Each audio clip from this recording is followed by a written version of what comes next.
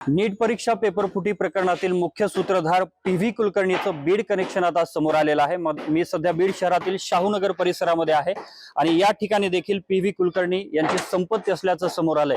सुरुवातीला त्यांचं कुटुंबीय बीड शहरातील शाहूनगर भागातील या ठिकाणी राहत होतं। या ठिकाणी आता कन्स्ट्रक्शनचं काम सुरू असल्याचं पाहायला मिळतंय।